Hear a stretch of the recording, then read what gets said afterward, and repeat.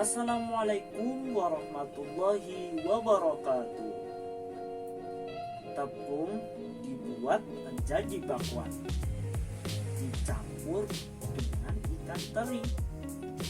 Saya hanya ingin ucapkan selamat bergabung dalam siaran ini. Nah, teman-teman, pada kesempatan kali ini izinkanlah kami kelompok 5 untuk mempresentasikan hasil kerja kelompok kami tentang pengertian dan keunikan peserta didik. Video ini kami buat untuk memenuhi tugas kelompok mata kuliah ilmu pendidikan dengan dosen pengampu Bapak Estu Miarso. Adapun anggota dari kelompok 5, yang pertama ada Mbak Winarni Widyastuti dengan NIM 2020124104. Kemudian ada Mbak Rosa Dian Susanti dengan NIM 2012124118. Kemudian yang terakhir adalah saya sendiri, Ahmad Naufal Hilmi dengan NIM 201212413031. Pada materi kelima ini kita akan membahas yang pertama, pengertian peserta didik, yang kedua, peserta didik sebagai pesona, ketiga, pertumbuhan dan perkembangan peserta didik, keempat, tipologi peserta didik, yang kelima, kecerdasan ganda peserta didik, dan yang keenam, peserta didik berbakat.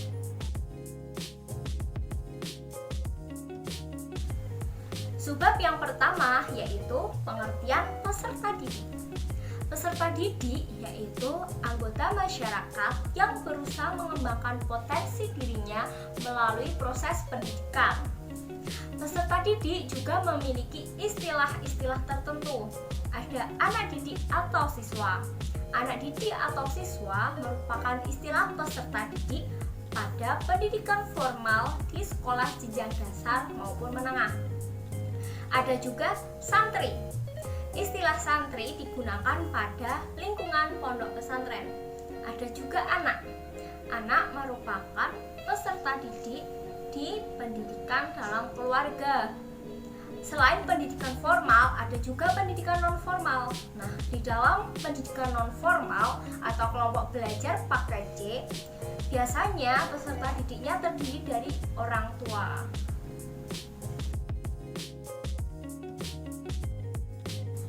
Subbab yang kedua yaitu peserta didik sebagai pesona. Nah, yang dimaksudkan dengan pesona adalah pandangan modern tentang pendidikan khususnya peserta didik. Pesona ini juga disebut atau istilah dengan subjek.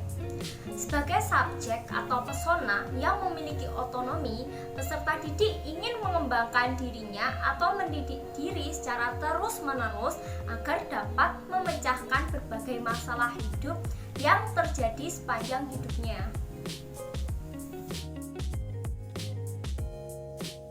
Ciri-ciri khas peserta didik menurut Umar Tirta Raharja dan Lasulo tahun 1994.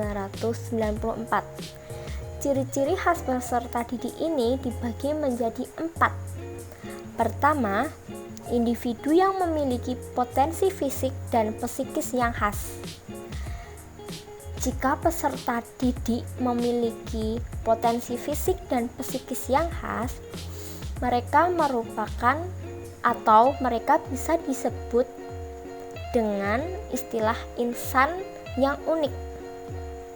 Maksudnya, dia sejak lahir telah memiliki potensi-potensi yang berbeda dengan individu lain yang ingin dikembangkan dan diaktualisasikan.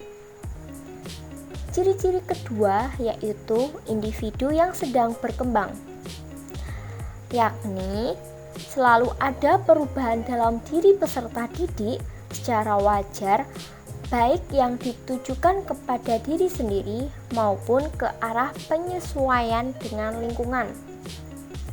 Ketiga, individu yang membutuhkan bimbingan individual dan perlakuan manusiawi. Maksudnya, walaupun dia adalah makhluk yang berkembang, mempunyai potensi fisik dan psikis untuk bisa mandiri, namun karena belum dewasa, maka dia membutuhkan bantuan dan bimbingan dari pihak lain sesuai kodrat kemanusiaannya. Dan yang keempat, yaitu individu yang memiliki kemampuan untuk mandiri.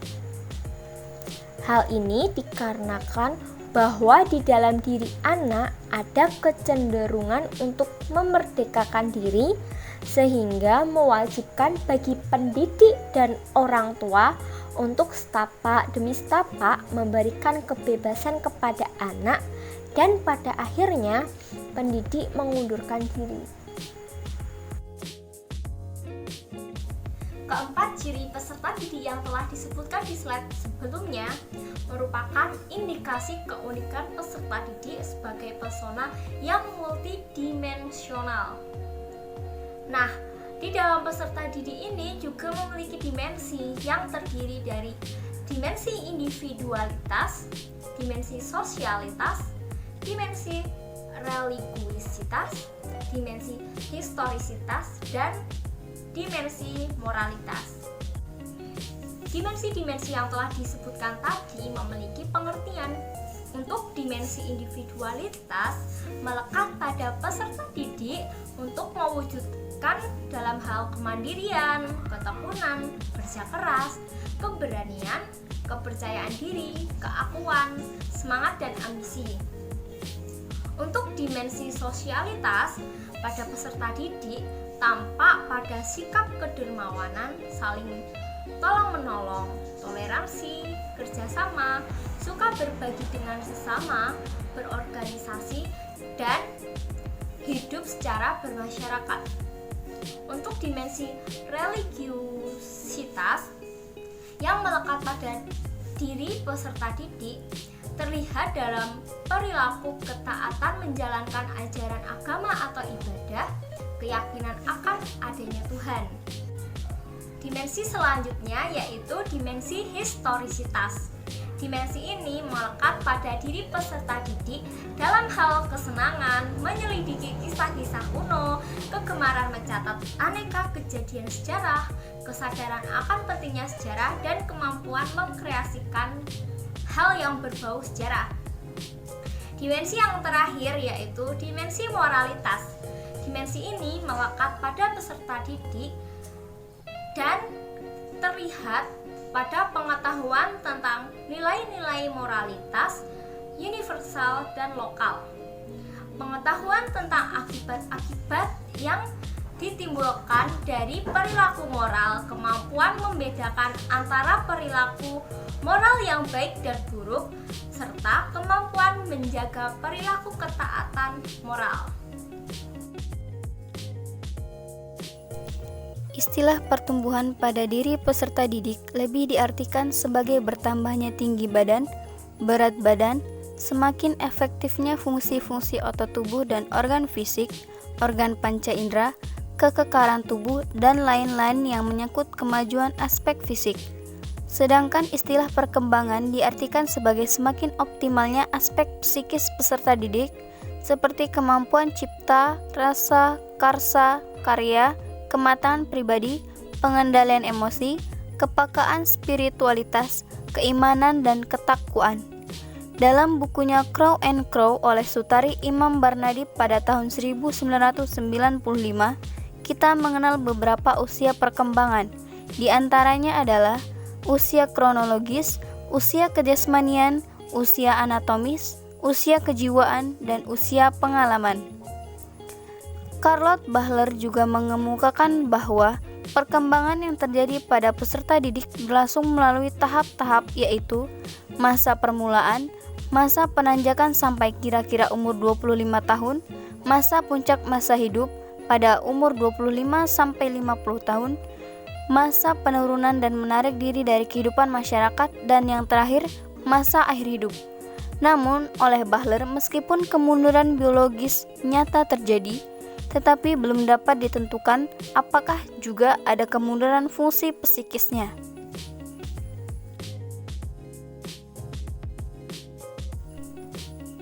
Terhadap semua hal yang telah digambarkan tersebut, paling tidak ada 5 asas perkembangan pada diri peserta didik menurut Sutari Imam Bernadib tahun 1995. 1. Tubuhnya selalu berkembang sehingga semakin lama semakin dapat menjadi alat untuk menyatakan kepribadiannya. Kedua, anak dilahirkan dalam keadaan tidak berdaya. Hal ini menyebabkan dia terikat kepada pertolongan orang dewasa yang bertanggung jawab.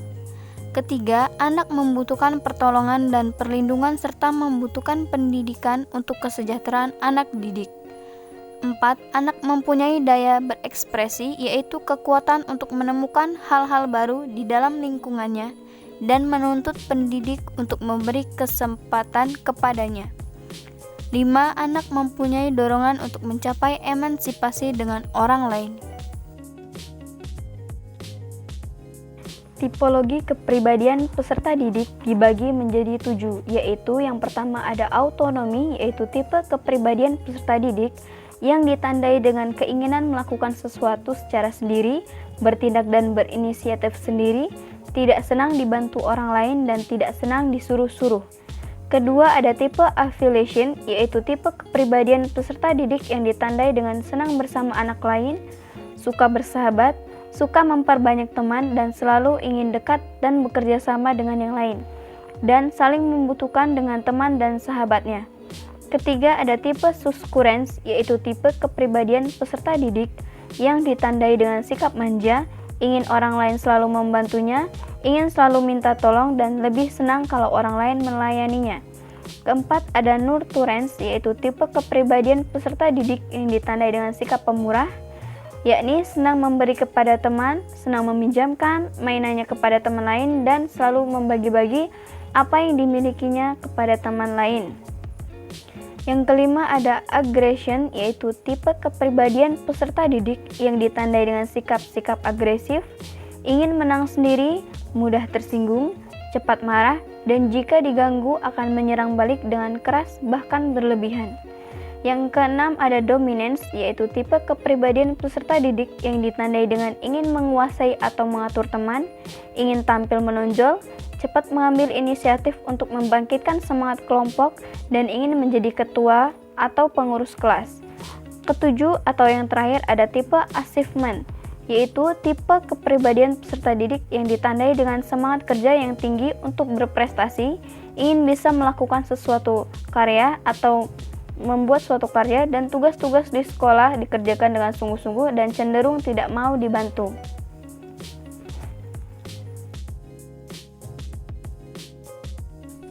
Berikutnya adalah kecerdasan ganda peserta didik.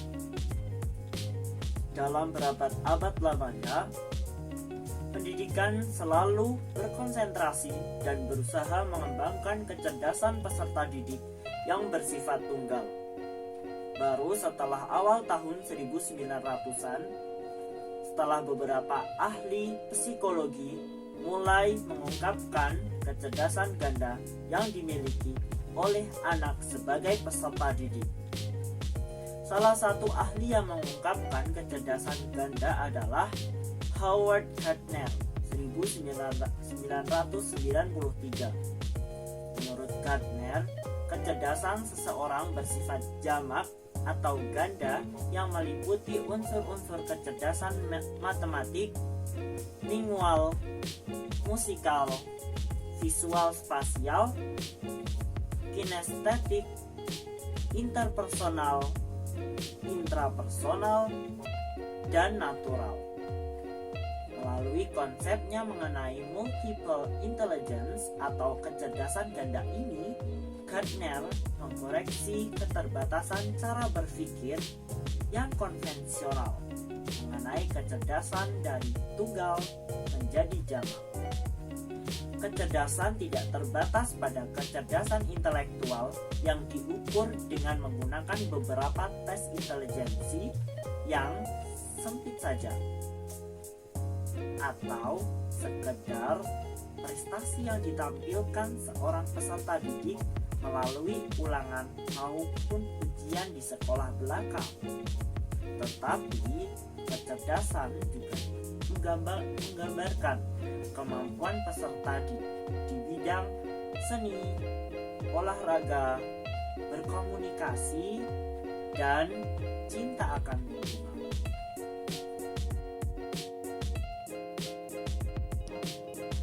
Berikutnya adalah peserta didik berbakat. Setiap diri peserta didik memiliki bakat dan minat. Bakat merupakan suatu kelebihan yang dimiliki oleh peserta didik yang mengarah pada aneka kemampuan. Sedangkan minat adalah keinginan yang berasal dari dalam diri peserta didik terhadap objek atau aktivitas tertentu. Kepemilikan bakat dan minat sangat berpengaruh pada prestasi hasil belajar peserta didik. Dalam satu kelas, bakat dan minat peserta didik yang satu berbeda dengan bakat dan minat peserta didik yang lain. Namun, setiap peserta didik diharapkan dapat menguasai semua materi pembelajaran yang diajarkan oleh guru. Menurut Yaumil tahun 1991, ada 3 kelompok ciri keterbakatan, yaitu yang pertama, ada kemampuan umum yang tergolong di atas rata-rata. Kemudian ada kreativitas yang tergolong tinggi, dan yang terakhir adalah komitmen terhadap tugas yang tergolong tinggi juga. Sekian presentasi yang dapat kami sampaikan. Kurang lebihnya mohon dimaafkan dan sampai jumpa di lain pertemuan. Billahi taufiq wal hidayah. Wassalamualaikum warahmatullahi wabarakatuh.